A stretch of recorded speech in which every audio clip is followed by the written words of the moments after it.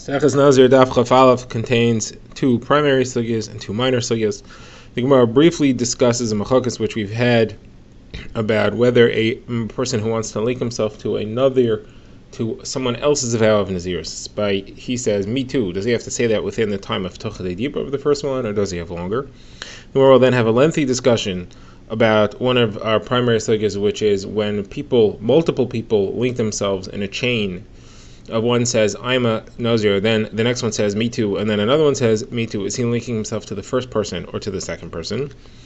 Then we'll briefly discuss a topic from our last Mishnah, and then we'll get to a much lengthier discussion about when a husband cancels his wife's vow of Nazirus through hafara.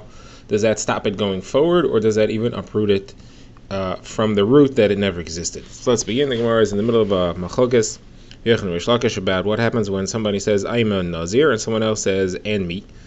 Does he have to do it within the time of Tochadei Dibur, or does he have longer time? Tochadei Dibur is just a few seconds, the time it takes to say Shalom Alecha Rebbe. So the Gemara first brings a proof from our last Mishnah where we had somebody says I am a Nazir and his friend says and me, and then another friend says and me. So the Gemara says, why does the Mishnah only mention two other people twice, and me? Why don't you say three or four? Obviously, because the first two can fit it into the time of Tochadei Dibur, but if you had more people, it would be outside the time of Tochadei Dibur, and that proves that you have to do it within the Tochadei Dibur, you don't have longer. Someone says, it's not a proof. Why should the Tanam keep on listing and listing and listing? What do you want to have 100 examples? You want to have in me, and me, and me, and me, and me? The Tana mentions a few, and that's it. And that's not a proof. So the Gemara says, well, if the Tana just wants to limit itself, then why does it mention two? Why doesn't it say just one? Say somebody said I'm a Nazir and someone said and me. Why is there a third person here? Obviously we are listing out. So the Gemara says no. The reason that we have to have a third person here is because we have halachas coming up where the first one cancels or where the last one cancels. And what is the halacha of the middle one in these situations? If you're going to have a first one and a last one, you have to have a middle one. So they have to be that there's at least three individuals here. So you have to have the one who says it, and me, and then the third person saying and me. That's why we have to mention the original, an on me, and an on me. You have to have at least three people, or else the later halachos that the Mishnah wants to bring would not make sense at all. Okay, now the Gemara wants to now bring another. The Gemara now introduces another topic with a very similar proof and conversation, and this topic will take us to the end of the Yomud. So this discussion is when the first one says I'm a Nazir, and then you have number two says and me, and number three says and me. So number three is linking himself to number two, and me is going back on the previous person before him, or is he going back to the first person? And one is linked to the first person, and two, so that means you have a person one who says I'm a Nazir, person two says and me, he's linked to person one. And when person three says and me, is he linked to person two, or is he linked to person one? Similarly, if there would be a person 4, 5, 6, are they all linked to person one, or are they all linked to the person before them? So that's Gemara's question. So Gemara wants to bring a proof from our Mishnah again. So first, the Gemara says the practical nafkamina between these understandings, and that is how far can this chain go? Assuming they have to say within Tochadei Dibur, you can only keep going if they're all linking to person one. They can all only be within Tochadei Dibur of person one. If, however, they're all linking to the one before them, it can keep going and going as long as they're all within Tochadei Dibur of the person before them. So Gemara brings the same proof from our Mishnah. It says person one, and then person two says and me, and person three says and me. Why don't you have person 4 or 5? Obviously, you can't have person 4 or 5 because they would be outside of Tochadei Dibur of person one, which means they're all linking to person one. Gemara says again, no, maybe person 4 or 5 could also exist, but the Tana is not going to keep on listing and listing. So Gemara says, then why do you even list person 3? Just list person 1 and 2. So Gemara says, no, because we have to talk about the first one. If the first one cancels, what happens to the last two? If the last one cancels, what happens to the first two? So there have to be at least 3 people. And that's why you have to keep on listing person 1, 2, and 3, but there's no reason to go any further than that. All right, now the Gemara brings another proof to resolve this question of who they link to, and that's from the next halach in the Mishnah. The Mishnah says that if person 1 cancels his Nazirus, all of them are canceled. So that implies it's only if person 1 cancels his Nazirus that 2 and 3 are canceled, but if person 2 cancels his Nazirus, that doesn't cancel anybody after him. So you see clearly that person 3, who is after person 2, is not linked to person 2, because otherwise, if person 2 canceled, then person 3 should also be canceled, because he's linked to him. Obviously, person 3 is linked directly to person 1, and not to person 2. Someone says, no, maybe that's not true. Maybe person 3 is linked to person 2, and not to person 1. But the reason that we only spoke about if person 1 cancels, because we wanted to say they are all canceled. Person 1 cancels, everybody's canceled. If person 2 would be the one to cancel, you couldn't say everybody's canceled. Only person 3 would be canceled with him, not person 1, and therefore we didn't mention that case. Okay, now very similar next proof the Gemara discusses is if person 3 cancels. So the Mishnah says person 3 cancels, no one's linked to him, so person 1 and 2 stay with their Isser. The implication is it's only if person 3 cancels that everybody else is the same, but if person 2 would cancel, then someone else would cancel as well, meaning person 3 would cancel as well automatically because he's linked to someone who canceled. So that clearly shows that person 3 is linked to person 2, not to person 1. Gemara says, no, really I'll tell you that person 3 is linked directly to person 1. When we said the last person, the language of the Mishnah was the last person cancels, it didn't mean person 3, it meant person 2. And the reason that we call him last is because he's later than person 1. Now, if it would be person 3, then there wouldn't be anybody to cancel, that's for sure. That wouldn't be a chiddush. The person 2, no one cancels because person 3 is linked to person 1. Why do we call him the last one? Because he's as opposed to the first one. The first halacha in the Mishnah in this group was if person 1 cancels, this phrase as if the first person. So in contrast, we talk about the last person, but we don't really mean person 3, we mean person 2. All right, now the Gemara says we have an explicit brisa. The brisa says clearly that if person 1 cancels, everyone's canceled. If the last one cancels, everyone is not canceled. He's the only one. And if the middle one cancels, then person 1 stays and person 3 is canceled as well. So you see clearly that person 3 is linked to person 2 and not directly to person 1. All right, now we refer back to the Mishnah. Mishnah had said that if somebody makes himself a vow of Nazirus and someone else says, my mouth is like your mouth and my hair is like your hair, he becomes a Nazir as well. The Gemara asks that shouldn't work because we have another Mishnah that says the only way a vow of Nazirus can be copied based on a certain organ is if it's an organ that is required for life. So the Mishnah says if somebody says, my hand is like your hand, my hand is a Nazir like your hand is, or my foot is a Nazir like your hand, like your foot is, that doesn't count for anything. But if he says my liver is a Nazir like yours is, or my head is a Nazir like yours is, then it's a valid vow of Nazirus because life depends on having a liver or on having a head.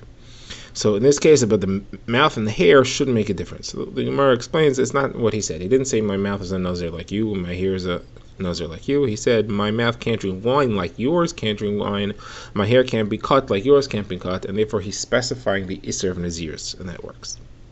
All right, now the Gemara goes into another shaila, which is going to try to prove from cases in our Mishnah. The shaila is when a woman makes a vow of Nazirus, we know her husband has a right of hafara.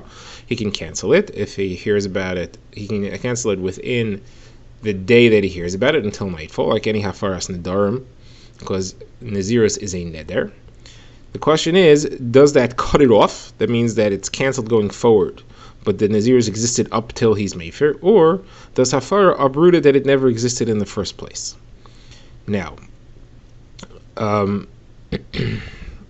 says the Gemara, an example of halacha that would depend on this is if a lady makes a vow of Nazirus and her friend hears and says, me too, and then the husband is mefer the first one. So if you say he uprooted it as it never existed, so then the friend made a vow of Nazirus she linked herself to a vow of Nazirus which never existed. So she linked to something which never happened, and therefore her vow is no good either. If, however, it's cut off going forward, so that means when she made her vow, she made a vow to a real Nazirus. There was nothing wrong with it. The fact that the first lady had hers cut off doesn't mean that the second one has hers cut off. That depends on her husband, and therefore hers continues. So Gemara wants to try to bring proofs from our Mishnah again. So we have in the Mishnah a case where she says, I am a Nazir, and her husband hears and he says, me too. So the Mishnah paskins, he can't be mefer anymore. So the Gemara views him just like the lady who linked herself to the original Nazirus. In the Naf communicates, we just discussed. The Gemara says, why can't the husband be mefer the neder just because he said me too? Obviously, the reason is because if he were to do that, he would be being mefer his own neder as well, and a person can't be mefer his own neder. There's no hafara on his own thing. He has to go to a chacham if he wants to cancel it. That's why he's not allowed to be mefer it. If his naziris is dependent on hers, he can't cancel hers. So obviously the pshat then is that his naziris would be canceled if he canceled her, which means hers is uprooted. If hers is just stopped going forward, then his would still continue. Shouldn't be a reason why he can't cancel hers. The Gemara says, no, that's not the pshat here in this mission at all. The reason he can't cancel hers is because by saying me too, it counts as if he established it. And he said, I established that and I support that. That he can't change. Once he said, I mekayim your neder, he can't go ahead and be mefer afterwards. He has to first be shoel from a chacham. He has to cancel his kiyum, and only then can he be mefer the neder. So that's the problem here. It has nothing to do with cutting off, going forward, dependent. It's just that he already was mekayim it, and then he wants to be mefer. That doesn't work so fast. Okay, next proof the Gemara brings is it says that if a woman makes a vow of naziris and she set aside an animal to bring a carbon, that is, she either became tameh or she finished her naziris, and she sets aside the animals to bring for the karbonos at that stage of the naziris, and then her husband comes and he's mefer. So obviously it was because she became tameh. So he's mefer it after she set aside those karbonos. So, but again, this could be before she finished or become tameh. She's just setting aside for if that will happen. Now, the question is, what happens now? Her naziris has been canceled. She no longer has to bring those karbanos. So what happens to the animals that she set aside for those karbanos? An animal that's canceled from a carbon has varying halachos depending on what form the cancellation will take. So the Mishnah there says as follows: if it was his animal that he didn't give her as a gift, but he set it aside for her carbon, so then by him being mefer it, he canceled the fact that he did it for her.